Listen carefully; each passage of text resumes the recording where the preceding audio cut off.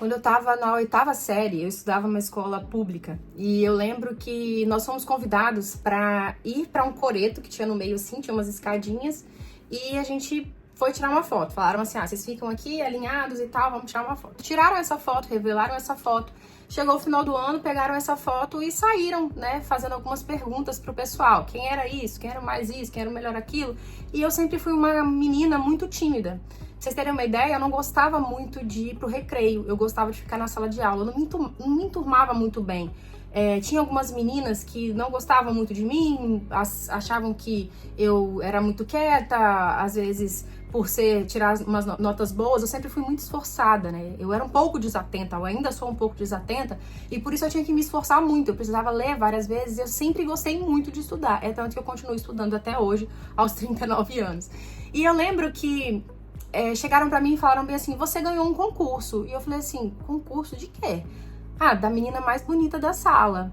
E eu dei risada, eu falei, nunca que vai ser isso. Eu falei, mas como assim? Aí essa minha amiga, inclusive o nome dela é Bruna, ela falou assim, foi essa foto aqui, ó. Falaram, olharam, perguntavam às pessoas e falavam assim, olha, qual dessas meninas da turma é a mais bonita? E aí apontavam você e escreviam seu nome. Você levou 12 votos e a fulana de tal levou 6 votos. Só que ela disse que não valeu o concurso porque você não quis se inscrever. E aí eu lembro que colocaram na porta da sala, né, o concurso, o resultado do concurso, o meu nome tinha sido apagado e o dela tinha sido colocado em primeiro lugar. E ao contrário do que muitas pessoas achariam, ou iam lá contestar e tal, eu achei engraçado, sinceramente. O primeiro sentimento que eu tenho dessa história é que eu me senti muito lisonjeada. Eu me vi pelos olhos de outras pessoas, aquilo que nem mesmo eu acreditava. Eu não me achava uma menina bonita. Eu tinha muitos problemas de autoestima, eu sempre me sentia mais gordinha, eu sempre me sentia, não sei, não conseguia olhar nos olhos das pessoas. Eu tava sempre com alguma questão minha, principalmente em relação à aparência, mal resolvida. Mas quando disseram que eu tinha levado 12 votos, quando 12 pessoas haviam votado em mim e escolheram que eu era a menina mais bonita da sala, eu simplesmente não acreditei. Eu falei, não é possível. E eu devo, daquele momento em diante, eu comecei a pensar, eu devo me olhar com olhos diferentes. Só que eu tenho 2 questões para falar com vocês em relação a essa história. Se eu pudesse voltar no tempo, eu teria feito muitas coisas diferentes. E eu acredito que você também. Mas, ao mesmo tempo, eu posso pensar, eu fiz o que eu podia com o que eu tinha. Então eu comecei a parar de me culpar por não ter feito coisas no passado e comecei a olhar as coisas de outro ângulo. A Karine de hoje chegaria nesse momento, eu acho que isso é uma coisa um pouco, desculpa falar, mas é banal. Apesar de ter servido para me dar um aval sobre a minha aparência, ela não deve, a minha impressão sobre a minha aparência não deve vir mediante ao que os outros pensam, deve vir sobre o que eu vejo de mim, não o que as pessoas veem de mim. De qualquer forma, aquilo foi útil pra mim naquele momento, mas a Karine de hoje olharia pra trás ou falaria naquele momento, como assim, se as pessoas votaram em mim, mesmo eu sem saber que tinha esse concurso, pelo menos coloco o meu nome lá que eu fui a primeira, já que a fulana de tal quis participar, ela que ganha o concurso, não tem problema ela ganhar o concurso, mas que meu nome seja citado. E muitas pessoas depois perguntaram, mas eu não votei em fulano e fulana ganhou, mas eu votei em você, eu votei em você. E eu ficava até um pouco tímida referente a isso. E muitas vezes na vida a gente se pega, né, vendo essas situações e deixando passar, né, a gente deixa passar e muitas vezes a gente se conforma. Deixa pra lá, isso não é válido. E o tempo inteiro eu me vi fazendo coisas pra ajudar muitas pessoas, eu me vi fazendo coisas pra cumprir prazos com outras pessoas, eu me vi me sacrificando em função de agradar outras pessoas, mas quando se tratava de mim, eu abri mão de mim muitas vezes. Quando eu precisava brigar por alguém, eu brigava. Inclusive, essa mesma escola meu irmão estudava e teve algumas situações que eu, sendo mais velha, eu fui na escola tirar pergunta com a professora.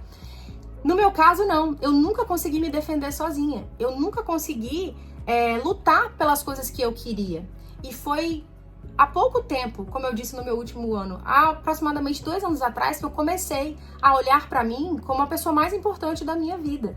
Eu comecei a olhar e aprender a dizer não na hora que realmente as coisas não eram confortáveis pra mim. Eu comecei a entender o que eu realmente gostava, o que a Karine queria. Comecei a correr atrás daquilo que eu queria pra mim. Eu sempre fui uma pessoa de muita responsabilidade. Se você me desse um cargo ou uma ocupação ou alguma fazer, eu ia fazer aquilo com muita responsabilidade e entregar no prazo. E por que quando se tratava de mim, eu não tinha responsabilidade de ir pra academia com as vezes que eu me comprometia? Por que eu não tinha responsabilidade de comer um prato de comida saudável e só escolhia coisas que não eram saudáveis? Por que eu tinha tanta responsabilidade com o outro e não tinha responsabilidade comigo mesma?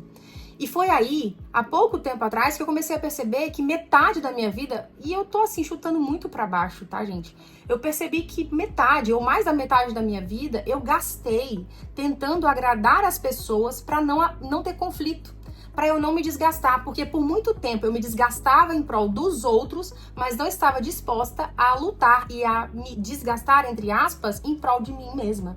E quando chegava a minha vez, eu tava tão cansada de lutar, eu tava tão cansada de fazer pelos outros que não sobrava nada pra mim, não sobrava nem energia pra mim. E foram esses 6 passos que eu vou listar aqui pra vocês agora. E se você tiver papel e caneta, pega papel e caneta, já aproveita. Eu sei que você vai esquecer depois, dá um joinha no vídeo, se inscreve no canal, porque o canal é novinho aqui. Eu preciso atingir aí a minha meta. Minha nova meta é lutar comigo mesma, né? Eu já tenho 2 plaquinhas de 100 mil, eu quero mais uma plaquinha de 100 mil e esse canal vai chegar.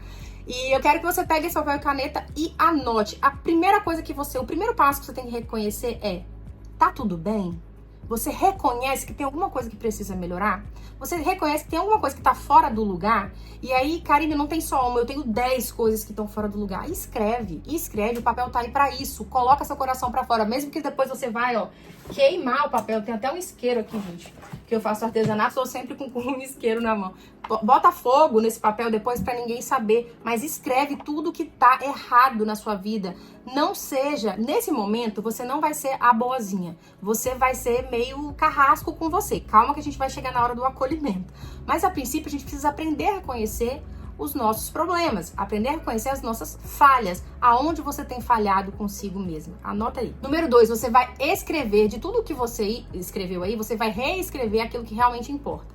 Ah, Karine, eu escrevi que eu preciso emagrecer. Calma aí, tá muito vago isso daí, tá muito vago. Você tem que ser mais específico. Reescreve assim: eu preciso parar de comer fora de hora. Eu preciso parar de beliscar porque isso está me distanciando de quem eu quero ser. Porque isso está fazendo eu engordar. Porque isso está fazendo eu me ver no espelho de uma forma que não me agrada. Ah, eu tô passando muito tempo no celular. Peraí, é muito amplo. Você vai reescrever da seguinte maneira: eu estou gastando muito tempo no TikTok. Eu estou gastando muito tempo lá no Instagram. Ah, mas como que eu sei que você está fazendo isso? Todo celular tem lá o mapeamento das horas que você passa em cada rede social. Dá uma olhadinha no seu e vê quanto tempo você está gastando nas redes sociais. E a maioria das vezes a gente pensa assim: ah, não tenho tempo para ir pra academia, não tenho tempo para ler um livro, eu não tenho tempo para fazer uma caminhada, não tenho tempo para dormir mais cedo. Mas olha lá quanto tempo você tem gasto de horas aí no seu celular. Aí você vai pegar, ao invés de escrever celular, você vai ser específico. Eu tenho que passar menos tempo assistindo Reels lá no Instagram. Eu tenho que passar menos tempo vendo coisas, notícias que são inúteis, que não vão agregar em nada na minha vida. A não ser que você tenha separado esse momento de lazer, ficar tanto tempo assim nas redes sociais não ajuda em nada. Segunda etapa, agora vamos pra terceira. 10 minutinhos de autocuidado. Eu gosto muito, muito antes de dormir. Ou assim que eu acordo, quando eu tenho mais tempo. Às vezes minha manhã é muito corrida, então eu só lavo o meu rosto, escovo meus dentes. E aí o meu tempo de autocuidado pela manhã é fazendo o meu café da manhã, que eu amo. Quando eu faço à noite, eu gosto de limpar minha pele, lavar meu rosto com sabonete, passar um creminho, que eu sou muito básica na questão de cremes, essas coisas, não ter aquele monte de produto. Mas 10 minutinhos de autocuidado. De não ficar, não fazer várias coisas ao mesmo tempo. Não é ficar assistindo um vídeo enquanto você tá ali lavando o rosto. Não, é parar, desligar o celular, desligar, não tem ninguém para fechar a porta, trancar a porta, se concentrar no que você tá fazendo. Ah, eu tô lavando o rosto e pensar no que você tá fazendo. 10 minutinhos, gente, vai passar assim rapidinho, daqui a pouco você tá se sentindo aliviada e você nem entendeu por quê. Mas é porque é uma coisa de graça, é uma coisa tão simples que vai fazer muito bem pra você. Número 4, fazer uma coisa por vez. Gente, isso foi crucial na minha vida. Já tem meses que eu tenho feito isso. Eu decidi que quando eu estivesse fazendo dever de casa com os meus filhos, eu estaria só fazendo isso. Porque muitas vezes eu tava fazendo dever de casa, que é chato. Eles vão combinar que é chato fazer de casa. Dever de casa com uma criança de 10 anos, por exemplo. Ficar relembrando coisas que você estudou há trocentos milhões de anos atrás. Então, muitas vezes eu tava aqui com ele sentado do meu lado, fazendo dever de casa, tava no celular. Ou então tava escrevendo alguma coisa. Ou então tava assistindo alguma coisa. Ou então o outro me chamava. E isso, eu percebia que tava fazendo mal pra mim e mal pra ele. Então, a partir do momento que eu entendi que eu deveria me colocar naquela situação sem distrações, muita coisa mudou. Eu amo cozinhar, mas eu comecei a queimar bolo, queimar arroz, queimar feijão, estragar isso, estragar aquilo, porque eu estava fazendo muitas coisas ao mesmo tempo. E eu decidi, a partir desse momento que eu trouxe isso pra minha mente, que eu ia fazer uma coisa de cada vez. Se eu estivesse cozinhando, eu ia estar só cozinhando. Se eu estivesse fazendo dever de casa com meus filhos, eu ia estar só fazendo dever de casa com meus filhos.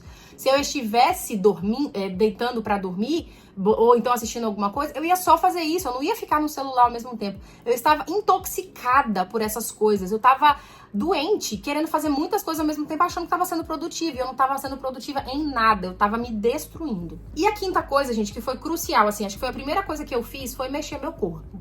Eu já falei pra vocês, eu vou continuar falando sempre, gente. O nosso corpo foi feito pra se movimentar. Você precisa se movimentar, você precisa escolher alguma coisa pra você fazer. E tem muitas coisas pra você fazer. Você pode fazer só alongamento, só caminhada. Começa simples, começa colocando meta simples 2 vezes na semana. Não tô falando de musculação por enquanto, eu tô falando de movimentação. Ao invés de ficar indo daqui até na esquina, eu vou até na casa da minha mãe, que mora na outra quadra, eu vou de carro, vai de bicicleta, vai a pé, pega seu filho. Um dia, eu gostava muito de fazer isso com o Pedro, né? Isso logo que eu comecei a entender que meu corpo precisava de movimento.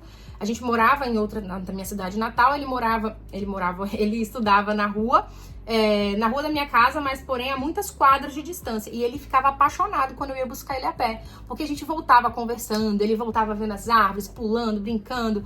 Não era todo dia que eu fazia isso, mas eu escolhia os dias que eu queria fazer isso e era muito legal. A gente demorava aí meia hora pra chegar em casa, íamos bem devagarzinho, aproveitávamos pra ter um momento mãe e filho e era super interessante e ao mesmo tempo eu movimentava o meu corpo. E a sexta coisa que eu precisei entender muito, sabe? Eu até fico pensativa em relação a isso. Por que eu relutei tanto, né? Eu entendia que recomeço era fracasso. Se eu admitisse que eu estava recomeçando, eu ia admitir um fracasso. E eu entendi que não. Eu entendi que recomeçar está muito mais atrelado à coragem do que a fracasso. Muitas pessoas têm vergonha de recomeçar ou têm vergonha de começar algo porque tem medo do que as pessoas vão pensar, porque tem medo de admitir que falhou.